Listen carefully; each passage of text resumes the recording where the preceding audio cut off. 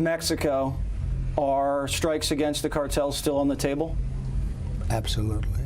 Even against our biggest trading partner? Absolutely.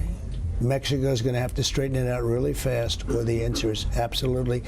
They're killing 300,000 people a year with fentanyl coming in. Senator, your mother, victim of addiction. The president's point about this, if the poison that is coming across the border now had been coming across 20 years ago, I don't think that my mom would be here. That's former President Trump and his running mate, Ohio Senator J.D. Vance, on the fentanyl crisis with Fox's Jesse Waters. Trump says he's willing to take that fight to drug traffickers while they're still in Mexico. Tennessee Congressman Andy Ogles now introducing 2 articles of impeachment against Vice President Kamala Harris. One article for her role in the border crisis and the other for her misleading the American people about President Biden's physical and cognitive well-being. Joining me now is the man himself, Tennessee Congressman Andy Ogles, a member of the House Financial Services Committee and the House Freedom Caucus. Congressman, it's great to see you this morning. Thank you so much for being with me. Yes, ma'am. I have your articles of impeachment against Kamala Harris. Tell us where this goes next.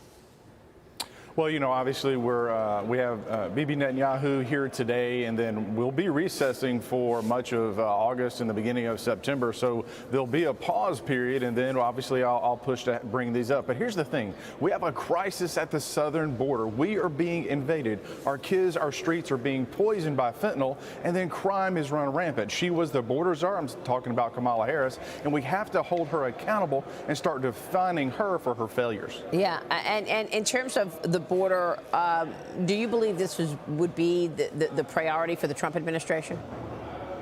Well, I can't speak for the Trump administration, but I have an oath that to uphold as a member of Congress. We have an officer of this government that's not done their job. They have betrayed the American people. Look, you have mayors in Chicago and New York saying, please stop the fentanyl crisis. Please close our border. So we're being compelled to do something. And again, we've got to define her before the woke media can reinvent her, if you will. So I want to talk about that and really dig into her policy today, Congressman Ogles, because Kamala was campaigning in Milwaukee yesterday, and she said that she's focused on the economy. Watch this.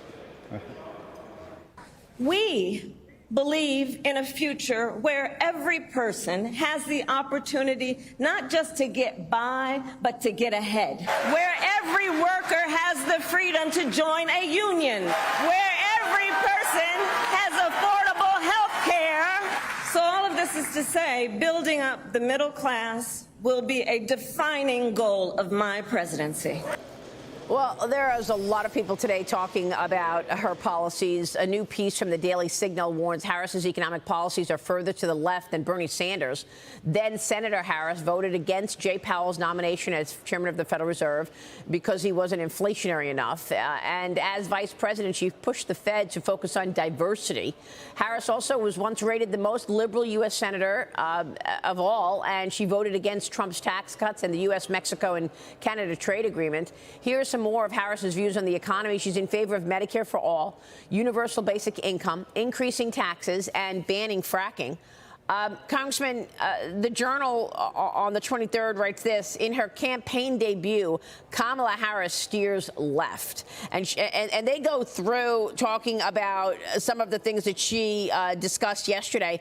The person who introduced her was an educator with a doctorate who said that thanks to the Biden-Harris administration, quote, I had almost all of my student loan debt forgiven. Your reaction? Well, I mean, when you look at her policies, when you look at her talking points, when you look at what she did as a senator, so she has a track record that we can look at. It was an absolute disaster. This idea that she would lift up the middle class, she would bankrupt and destroy the middle class. This would be a wealth distribution like we've never seen before. And so, again, we've got to define her because the woke media is going to be complicit in trying to cover up her past in the same way they were complicit in covering up for Joe Biden. And so we can't sit back and just wait for them to do this.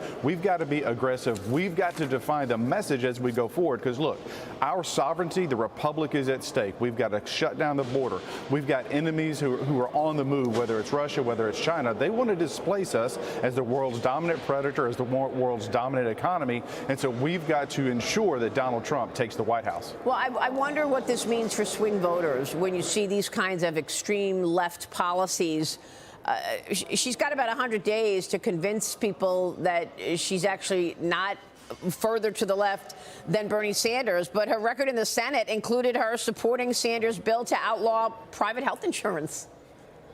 Well, and again, once people start to understand this and realize this, I think that's where J.D. Vance is going to be critical as we move forward, because he can go to the Rust Belt. He can talk about what his family went through, the drugs, the poverty, and then how he evolved and worked his way to be successful. That's the American dream. That's the story that people want to talk about, not the platitudes that Kamala Harris is going to try to deliver to the American people. They're going to lie, they're going to obfuscate, and she's going to be assisted by the media. And so this is why your voice is so critical as we move forward, because we can't let her get away with this. Yeah, I mean, I would have thought that she was going to double down on abortion and entitlements, but that, you know, is obvious. The others may not be as obvious to people out there. Having said all of that, Adam Johnson, you're still uncomfortable with articles of impeachment, aren't you? I am, Maria, and I tell you why. I used to criticize the Democrats for impeachments to nowhere that just made them look angry and like we were school children who couldn't get along on the playground. And so my concern here is that's actually now the way the Republicans look. And I wish we wouldn't necessarily pursue impeachments that are never going to produce anything. Congressman, final word. Well, I would say, you know, in that moment when Donald Trump was shot, he paused, he raised his hand, and he made a fist, and he said, I'm going to fight for this country. I'm going to fight for you. That's what this does. We're laying out a case as to why Kamala Harris isn't going to fight for the middle class. She's here to destroy it, and we're going to fight for this country. Andy Ogles, it's always good to see you. Thank you, sir.